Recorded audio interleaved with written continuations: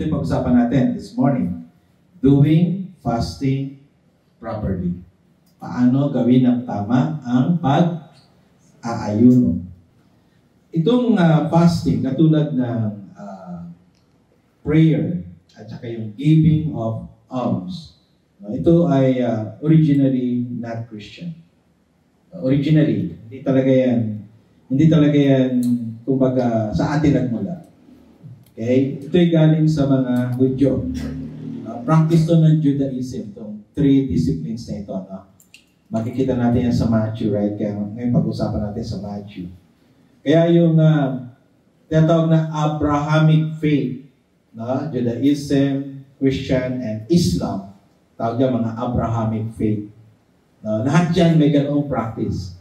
Prayer, giving of alms, and fasting. So let's talk about fasting.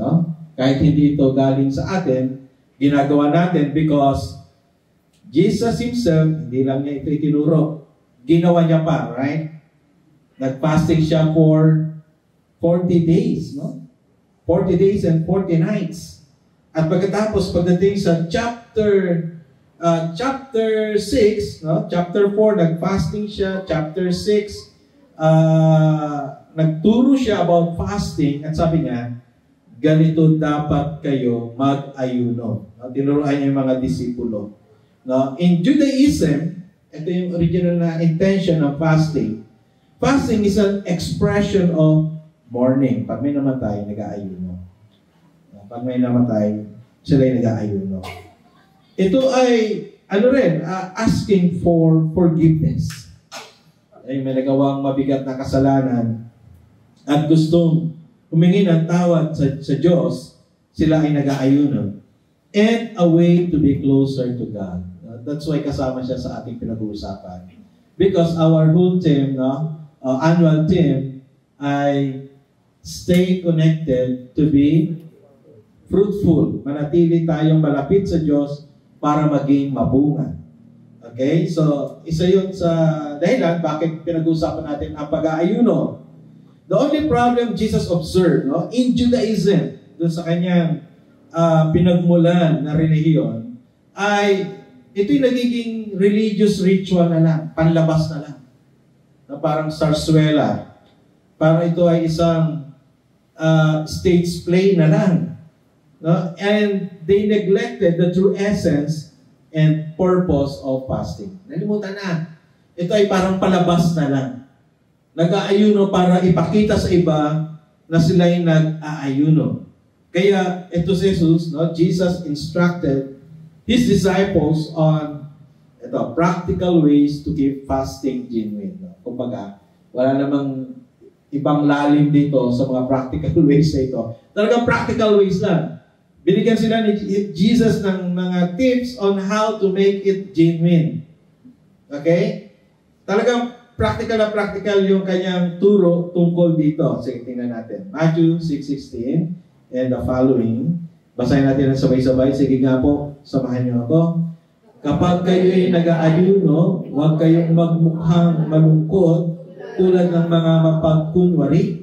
Hindi sila nag-aayos ng sarili upang mapansin ng mga tao na sila ay nag-aayuno. Tandaan ninyo, tinanggap na nila ang kanilang gantimpala. Verse 17. Sa halip kapag nag-aayuno ka, maghilamos ka, lagyan mo ng langis at ayusin mo ang iyong buhok upang huwag mapansin ng mga tao na ikaw ay nag-aayuno. Ang iyong ama na hindi mo nakikita, ang tanging makakaalam nito, siya nakakita ng ginagawa mo ng lihim, ang siyang magbibigay ng gantimpala sa iyo. Pinagpala na ang pagkabasa ng salita ng Diyos sa Mabuting Balita, Biblia, MPB. Okay? Alam niyo po, si Jesus is a counterculture teacher. Kumbaga, kung merong existing culture at nakikita niyo hindi tama, siya yung nag-o-oppose, siya yung nagre-review, at nagbibigay siya ng panibagong kultura. Halimbawa, He wanted His disciples to be transformed from the old practice ng fasting to a new one. Okay? Gusto niya mabago. mabago ang paraan nila. Huwag kayong tumulad. No, yan ang sinasabi ni Jesus sa kanila. At meron pang sinabi si Jesus na kung ang inyong katuwiran ay katulad lamang ng sa Pariseyo, ng sa Saduceo, ng sa Eskriba, hindi kayo makapasok sa karya ng langit. Di po ba? At meron din siya sinabi na mag-ingat kayo sa libadura ng mga Pariseyo, Saduceo at Eskriba. Kasi nga, hindi yun ang totoo. Kasi nga, yun ay taliwas. Kasi nga, yun ay pakitang tao lamang. You understand that? So gusto niya, magbago sila. Huwag sila tularan. No? Huwag tularan na kayang mga disipulo, itong mga religious leaders during his time. Kaya nagbibigay naman siya ng option. Jesus wanted his disciples to do the unpopular. Hindi talaga sikat kapag lihim ginagawa ng isang bagay. Tama po ba? Kung ipaglihim mo ang iyong pag-fasting, walang papalakpak sa iyo. Hello? Hello? Tama po ba? Kung ilihim mo ang iyong pananalangin, walang papalakpak sa iyo. Maliban ng ating Ama sa langit. Sa malas na amen. Amen. Gusto ni Jesus yung gawin nila yung hindi ganong sikat sa tao. Jesus wanted his disciples not to follow the wrong example of the Pharisees, Sadducees, and Scribes. Minsan ipapaliwanag ko sa inyo pagkakaiba ng mga iyan. Yung Pariseo, sila yung grupo ng mga pari sa loob ng templo. Saduceo, ito may kinalaman sa politika. Alam niyo naman sa Israel, holistic sila. Halos hindi magkaiba ang politika at ang relihiyon. Di po ba? Pag nagpaglaban sila, nag-worship pa rin sila. Holistic ang mindset nila. And yung scribes naman, sila yung mga sumusulat at muling sumusulat, nag-rewrite ng kasulatan. Okay? At sila rin ay mga biyasa sa kautusan. And then, Jesus called this group of religious leaders, Pharisees, Sadducees, and Scribes as fake. Mabigat yun. Kaya nga, galit. So, umpisa pa lang ng ministry ni Jesus, gusto na siyang patayin. So, umpisa pa lang ng ministry ni Jesus, gusto na siyang dakipin. Di po ba? Tingnan natin to. 16a. Basahin natin sabay-sabay. Kapag nagpa-fasting kayo, huwag kayong magmukhang malungkot, gaya ng mga yan ang tawag ni Jesus sa kanila. Ang tawag ni Jesus sa mga Pariseo, Saduceo, Eskriba, mga pakitang tao. Natin sa Pinoy version. Ang ibig sabihin, ginagawa ng mga Pharisees, ng mga Sadducees at mga Scribes, ang spiritual discipline na ito upang hangaan sila ng ibang tao. Yun ang purpose nila. The only purpose of these religious groups, religious leaders, na manatili sa kanilang pwesto. Di po ba? Kaya nga po, marami na namang mga memes para makakuha ng boto yung mga politiko kahit hindi dancer sasayaw. Hindi man sila mga dancer sasayaw. They want position. Sila, para manatili sa position, kailangan ipakita sa tao na gano'n sila. Naintindihan natin. Gusto nilang manatili sa posisyon. Kaya, nagpapasikat sila sa tao. No? They intentionally practice this spiritual discipline as a show. No? Ano lang? Palabas. Di ba? Sarsuela. Alam niyo ba yung salitang sarsuela? You know that word? Stage play. Okay? Palabas lang siya to be admired by the other people. And God is not their audience of one. Mga kapatid, sa lahat ng gagawin natin para sa Kanya, laging isang puso natin na ang nag-iisang tagapanood natin, walang iba kundi ang ating Diyos. Isang malas na amen. Amen. Di po ba? Siya lang ang ating tagapanood. Siya lang. Siya lang ang, kumbaga, kahit sa pagsamba, hindi naman si pastor lang ang pinapanood dito. Lahat tayo pinapanood ng Diyos. ang mabigat, lagpasan ang mata ng Diyos hanggang sa ating puso. Hello? Wala tayong mahilihim sa Kanya. Kaya gawin natin to para sa Kanyang kaluwalhatian. So malakas ng amen po. Therefore, if God is not their audience of one, they receive nothing from Him. And their fasting and other religious practices are useless. Wala nang kwenta. Wala nang halaga. Kasi hindi naman ito para sa Diyos. Yung ginagawa nila hindi para sa Diyos, kundi para sa kailang mga human audience. No? Ang hinihintay nila, palakpak ng tao. Paghanga ng tao. Pero sa Diyos, wala na silang matatanggap. Kaya nga sa umpisa ng chapter 6, ang sabi ganon, let's read together, samahin nga po ako. Siguraduhin nyo hindi pakitang tao lang ng paggawa nyo ng religious activities sa mga public places. Kung ganyan ang gagawin nyo, wala kayong makukuhang reward galing sa inyong Ama sa langit. Maganda yung Pinoy version. Di ba? Hindi lahat na ni Jesus dito, no? Doon sa Matthew chapter 6 verse 1, bago inisa-isa niya, prayer, di ba? Giving of alms, prayer, and fasting. Yeah, pero sabi niya rito, siguraduhin yung hindi pakitang tao lang. Itong mga religious activities na ginagawa niyo sa public places. Di ba? When Jesus saw the improper observance of fasting, nag-respond siya, no? By offering ways to keep the practice genuine, no? Para maging totoo. Ito dapat yung gawin. Sabi niya sa mga alagad, may paraan para makaiwas kayo. May practical na paraan na doable na pwede niyong gawin para makaiwas kayo sa pagkukunwari. No? At ito yung number 1. So basahin natin sabay-sabay yung number 1.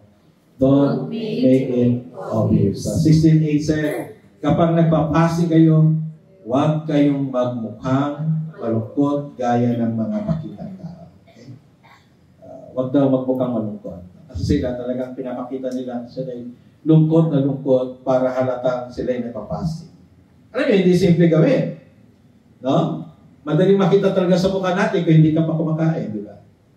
Tama ba? Kaya may katabi mo, parang almusal na. Mukha naman, kasi namimintog yung mukha eh. Pero pagkutong ka, you have discomfort, right? Pagkutong ka, may discomfort ka eh. At madaling mahalata kung hindi ka parang pagod. Siyempre, pag namumutla ka, alam na, di ba? Di pa man siguro namumutla yung katabi mo. Pero, ipinapagawa ito ng Panginoon upang hindi sila makatulad sa mga ipokrito. Di po? Di po ba? Pangalawa, sabay-sabay po. Put oil on your head. Sa MPP naman, sabi ganon. Let's read together. Sa halip kapag nag-aayuno ka, maghilamos ka, lagyan mo ng langis at ayusin mo ang iyong buhok. Anong kinalaman sa pagpapasing ng pag-aayos ng buhok? May kinalaman ba yun? Is there any religious significance in putting oil on your head while fasting? Meron ba yun? Sabi ko sa inyo, wala namang ganong lalim itong sinasabi ni Jesus about this. Because this is really practical. No? This is simply a practical advice from the Lord Jesus Christ. No? Hindi ito related to sinasabing anointing ceremony. Hindi. Parang ina-anoint mo yung sarili mo, nalangisan mo. Hindi yung ganon.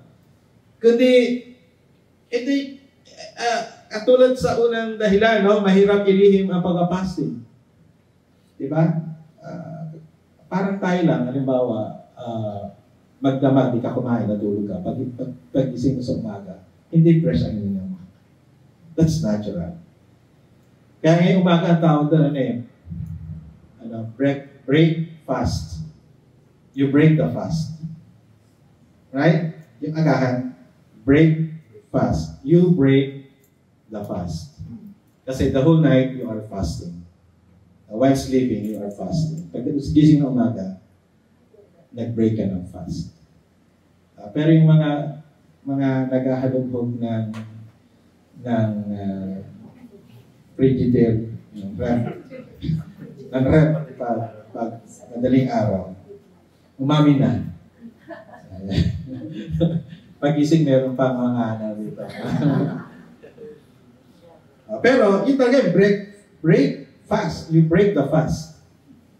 Pero pagising mo sa umaga, hindi ka pa kumain. Talagang yung acid mo lumalabas at hindi magandang amoy. May amoy lang ng sanggol ang magandang masarap amoy na. Pero pag lumaki-laki na, kumakain na, kahit bata pa yan, iba na rin ang amoy kapag gising sa umaga. Di ba? So pag nagpa-fasting ka, umaakyat yung acid mo na sigura, lumalabas sa bibig. Ay ano naman kinalaman ng paglalagay ng oil sa buhok o sa ulo na nagpa-fasting. And this is not an ordinary oil. No? Tingnan niyo to. This is an oil perfume. May ganun pala. Oil perfume. Ano naman oil-based ang mga perfume. Yung pinapahid ni Maria sa paa ni Jesus at pinagtupulo sa kanyang buhok. Diba? Mga oil perfume yan. Yung alabaster jar. Diba? Mga oil perfume. Mahalimuyak ang amoy kapag ipinapahid sa buhok. No? Kapag i-apply ito sa buhok ng nagpa-fasting, na itatago nito ang amoy ng acid sa bibig ng nag-aayuno, nang sa gayon na ililihim ito. Practical lang, di ba? Ano namang lalim doon? Di ba? Para hindi mahalata, magpabango ka, parang gano'n. Kaya pag nagpa-fasting ka, magpabango ka. Okay? Para hindi alam ng iba na ikaw ay nagpa-fasting. Practical advice ni Jesus. Upang manatiling, yun ang gusto niya. Ang Diyos lamang ang ating audience of one sa pagpa-fasting. Sa karasang amen. Yun naman na si Jesus. Na ang Diyos lang ang tagapanood sa iyong ginagawa. At panghuling advice niya. Sabay-sabay nga po. Tugasan mo o maghilamos ka ng iyong mukha. Okay, 17. Sabay-sabay nga po.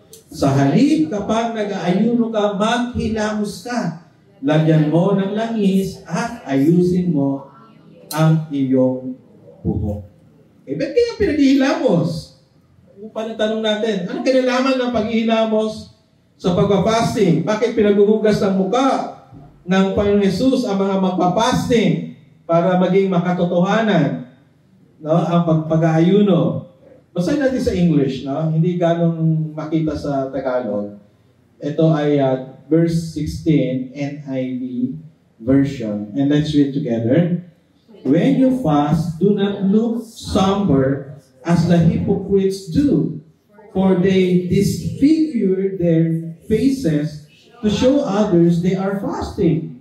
Truly I tell you, they have received their reward in full. Yung may underline lang po, sige nga po samahan niyo ako. Disfigure their faces. Sabi nga, disfigure.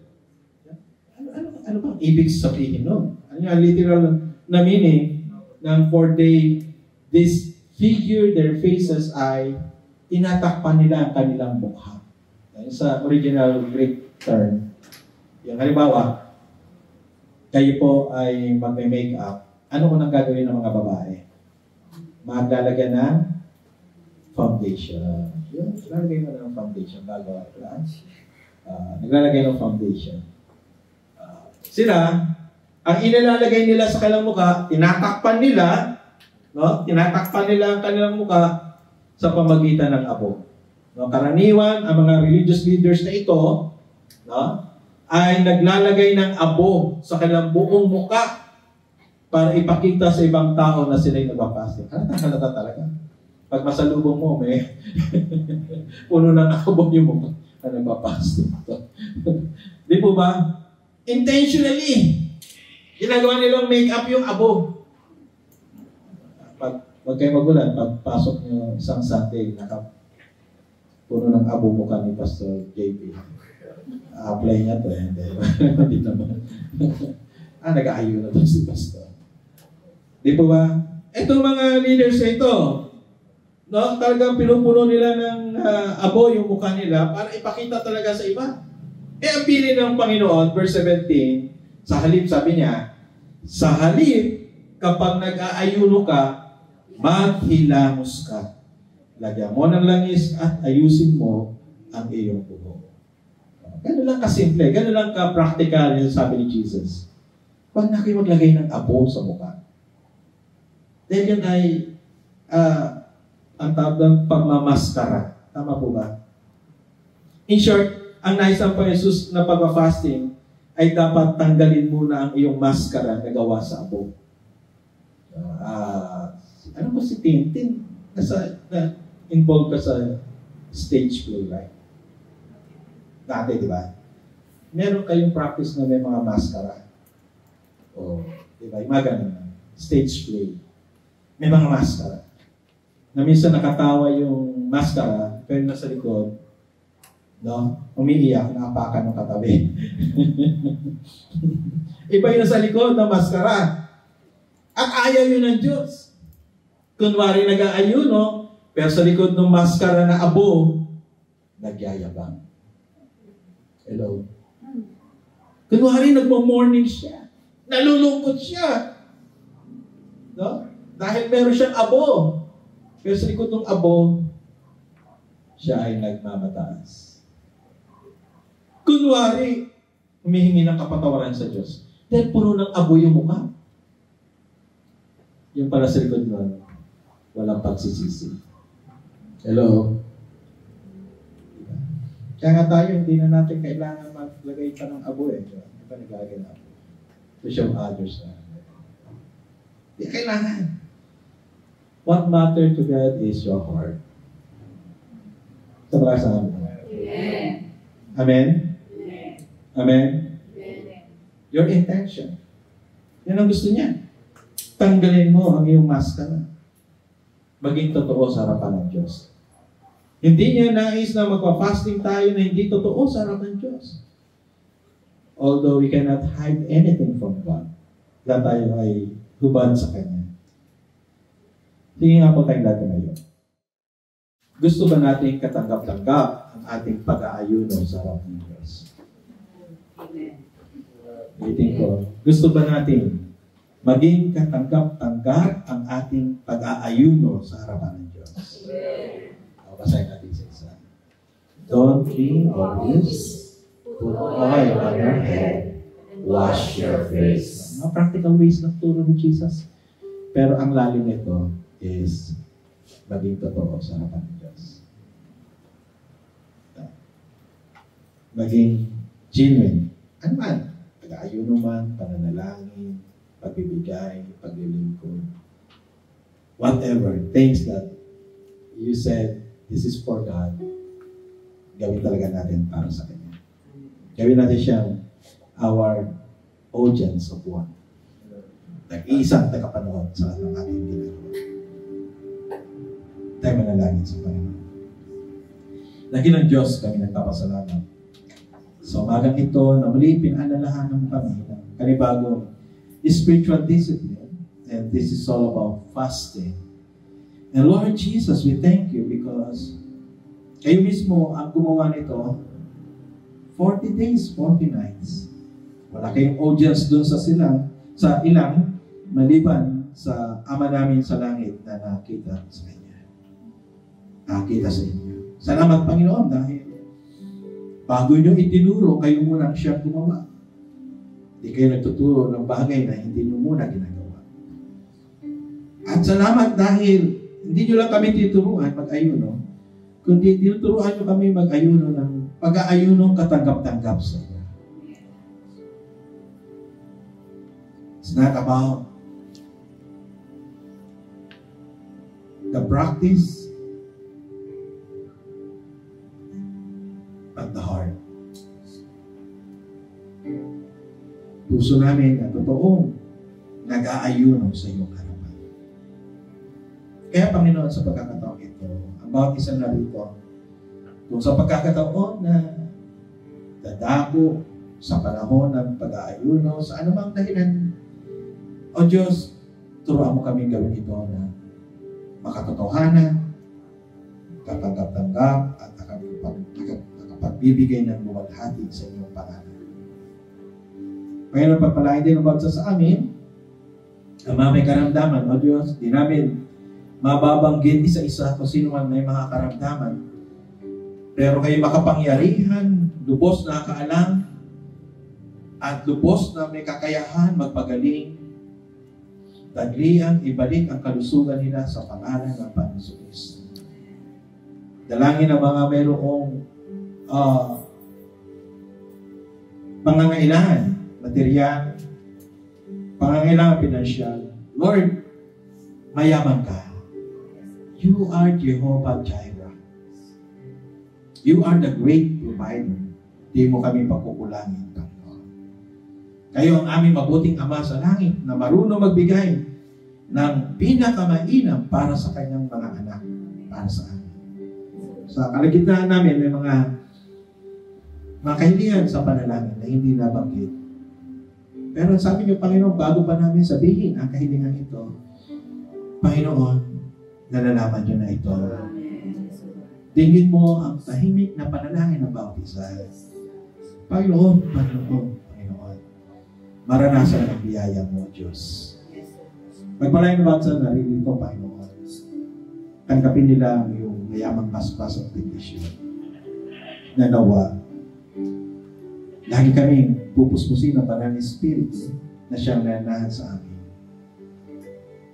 Ipagkakaloob lahat ng mabuting bagay na kailangan namin, Panginoon. At ng pagpapalang kailangan namin, iyong ibuhos sa bawat pamilya, kabilang sa City of Hope.